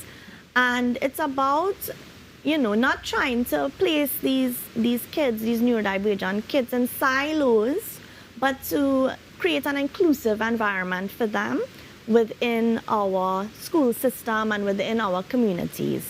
So, without understanding, we can't accept, we can't manage, we can't support them. So those are the tenets that Awesome has been ascribed to. and that's what we aim to support. Can you remind us of the details of the conference before we go? Yeah, so it's happening on Sunday the 26th, right? It starts, well, around 9 o'clock or something like that. We're going to walk you through. We have a lot of professionals that are going to be there. Dr. as well, Dr. Mohammed as well, in many different fields. Lions will also, it's happening at the Lions Port of Spain Central, which we normally refer to as the Lions Cultural Center in Port of Spain, which is next to the Hinsey Crawford Stadium. And yes, it's going to be an awesome time. And we are hoping that we get parents, grandparents, no child is left behind, as we say, to come out to see. It's free of charge, so you could take part. So we are hoping that we actually create greater social impact from this. This is only the beginning, eh? Right. This is only the beginning. This is a whole project that we expect to go further, and I guess we will keep the public well informed of how we go forward. Thank you very much, Dr. and Mr. Gibson, for joining us this morning. All the details, you can, of course, find it on TTT Live online. Well, we have an episode of Right Here for you this morning before we go. Toco, in the northeastern corner of Trinidad, is a village steeped in history and is rich in natural treasures, culture, and traditions.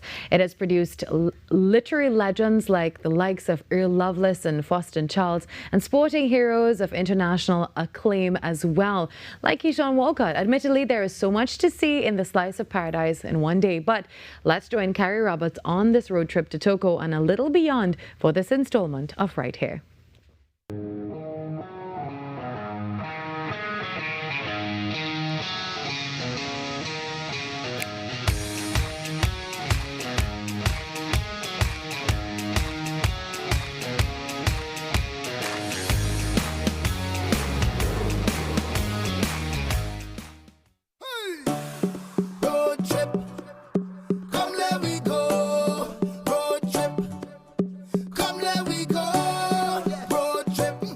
Road trip is in order, and this time it's a mission to get to our destination.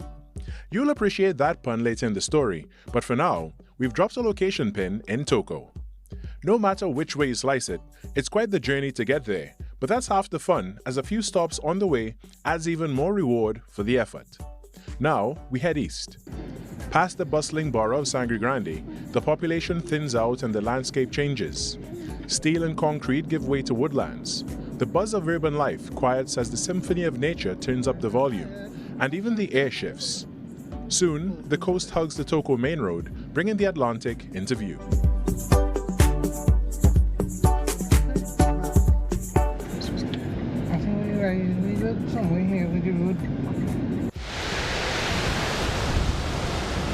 A trip like this invites you to slow down and take the time to appreciate the little things that are easy to take for granted. A roadside stop between Balandra and Rampanalgas provides the opportunity for just that.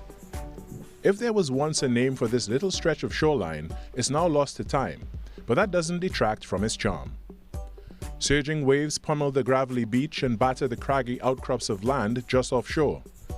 The scent of salt and iodine travel with the sea breeze, permeating the air and gives tell of sargassum nearby. At the water's edge, it's clear to see that the surf churns like a cauldron, not to mention the strong undertow of the waves, making bathing here unsafe. A knee-deep cool-down is a welcome refresher though. While running from the waves is fun and all, this aging retaining wall makes for a better vantage point to take it all in and remain dry.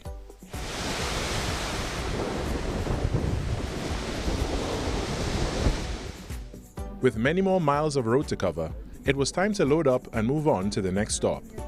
We soon happen upon another stretch of beachfront named Lookout Rocks Beach, according to Google Maps. Coconut trees line the roadside here, adding that tropical feel to the area. As advertised, there are numerous rock formations just off the surf. Onshore, heaps of sargassum are strewn across the expanse of white sand. The beach here is outstretched for several hundred meters from end to end, but the tide here is unmitigated, rendering the waters especially treacherous. Waves tower over and crash into the massive rocks rising out of the violent tide. Entry here may mean a death sentence to even the strongest swimmer. There's much more here to appreciate besides swimming though. A cool ocean breeze is a seemingly perpetual feature of the area, while the soothing sound of crashing waves transports the mind to a realm of relaxation, and elevated wind-carved rock plateaus make for great viewpoints worth exploring.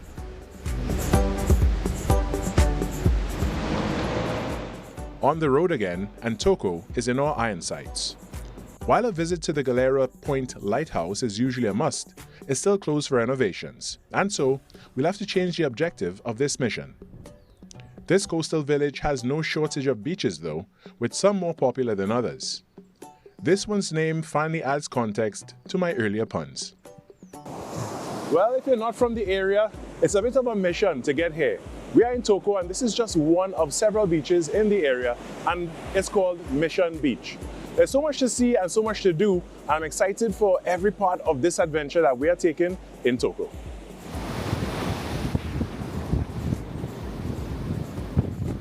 The first thing we notice is how clean the surroundings are. It's evident that the villagers take pride in their home as there's no garbage in sight, a refreshing rarity. Tufts of soft sand blanket the beach, while the greenish waters wash the slightly inclined shore to the pulse of nature's rhythm. The bay is bracketed by protrusions of headland to the east and west, cradling the incoming tide. Further exploration to the west end of the beach eventually reveals a river. Its waters are clear and calm as sand deposits halts its flow just short of meeting the sea, but for a mere trickle. Climbing to a higher vantage point allows us to see Mission Beach in all its splendor. It is raw, unblemished, and somewhere to be preserved. It is my sincere hope that anyone who visits its shores make it their personal mission to keep it that way.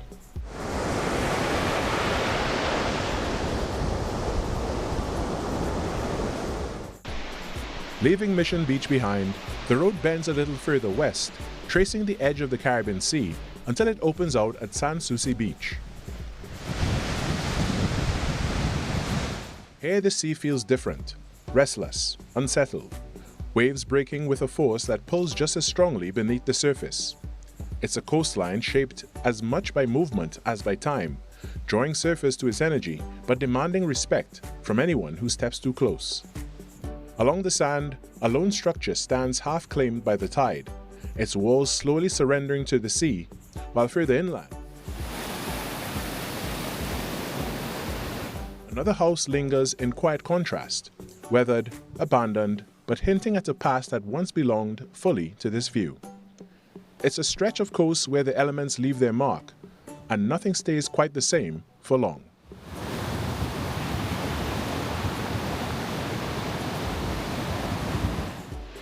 From the first turn out east, this journey has been less about the destination and more about what unfolds along the way. Beyond the towns and traffic, past the bends that hug the coastline, this side of Trinidad reveals itself slowly through shifting landscapes, quiet moments, and places that don't ask for attention, but leave an impression all the same. And somewhere along this stretch of road, between the familiar and the far-flung, you realize the reward isn't just in reaching Toco, it's in taking the time to appreciate every part of the journey. I'm Carrie Roberts, giving you a glimpse into the paradise we have right here.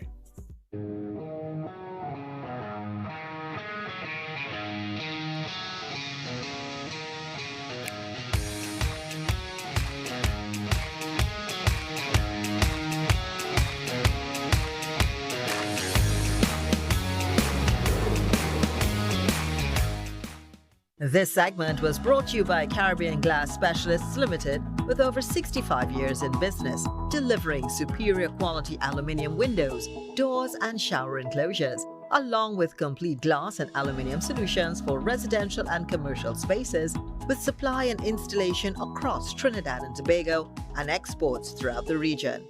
Craftsmanship you can trust. Well, before we wrap up this morning, police have recovered some of the stolen firearms as investigations into the San Fernando Municipal Police breach continue. And this is just coming to hand. Of course, we'll have more about this inside the TTT newscast for you. Well, this is where we shut it down for today. Thank you so much for being here. Thank you so much to our guests, also to Minister Vandana Mohit for joining us. We do this all over again tomorrow, 6 to 8 on Trinidad and Tobago Today. Have a great day. Bye-bye.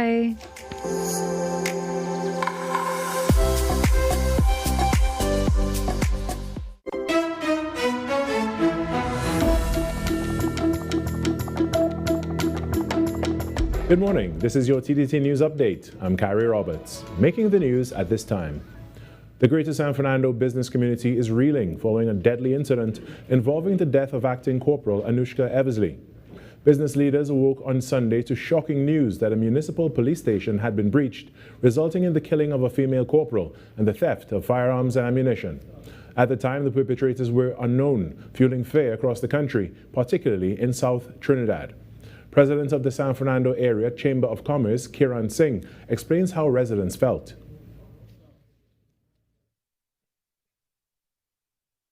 It sent a shockwave. It was frightening. It is still frightening that such a deadly event could happen where, unfortunately, a woman, corporal, lost her life in the line of duty. It is very unfortunate. Our hearts and prayers go out to the family of the police officer, of course. The incident, he said, has made an immediate impact on public confidence, with citizens questioning how safe they truly are. When we hear about a police station being broken into and the complete bank of arms and ammunition is taken away, obviously with violent means, it sends a very serious sort of emotion to persons who live in their own homes, that how safe are we? And we really need the police to work with the business community and the entire society to ensure and to return the confidence. Mr. Singh emphasized the vital role of the municipal police service in downtown San Fernando, where officers conduct daily patrols and support the state police. He renewed calls for increased patrols to deter robberies and criminal activity and stressed the importance of continued collaboration between law enforcement and the business community. In other news, the Trinidad and Tobago Police Service, through its Northern Division, is continuing investigations into the reported attempted disposal of 56 human bodies in the Camuto district on April 18th. Police say a coordinated multi-agency operation involving investigators and other state authorities is underway to determine the circumstances surrounding the matter. Statements are being recorded from persons of interest as inquiries continue. Preliminary findings indicate that some of the bodies were labeled with initial information suggesting possible links to a health institution. Authorities say this information is still being verified. Investigators are focused on confirming the identities of the deceased, analyzing forensic evidence, liaising with health authorities and the regional corporation, and determining whether any laws were breached. The TTPS says the matter is being treated with seriousness and sensitivity, and further updates will be provided as investigations progress. Meanwhile, CEO, ASP, and Chairman Kenman Phillip, who heads the Sangre Grande Regional Corporation, says an emergency meeting is expected to be held today, Monday, to address the matter. The corporation is responsible for oversight of the burial ground. And in sport, round 2 of the West Indies Championship got underway on Sunday with the Trinidad and Tobago Red Force facing the Leeward Islands Hurricanes at the Sir Vivian Richards Stadium in Antigua. Coming off a victory in their opening match, the Red Force won the toss and chose the field, making early breakthroughs as the Leeward Islands slipped to 66-7 by 22nd over. Karima Gore and Jeremiah Luis offered some resistance, hitting 57 and 19 respectively, as the Leewards closed on 131 all out. Anderson Phillip was the main destroyer with 6 wickets at the cost of 38 runs. Jaden Seal supported well with 3 for 33. In reply, Trinidad and Tobago failed to fully take advantage of their favorable position and closed the day on 85 for 6, still 46 runs behind, as Kelvin Pittman ripped through the top order to end the day with figures of 4 for 20. Hope for a first innings laid for Red Force rest with captain Joshua Da Silva, who is not out on 18, along with Anderson Phillip on 2. And that was your TTT News Update. I'm Carrie Roberts. From all of us here to you, have a great day.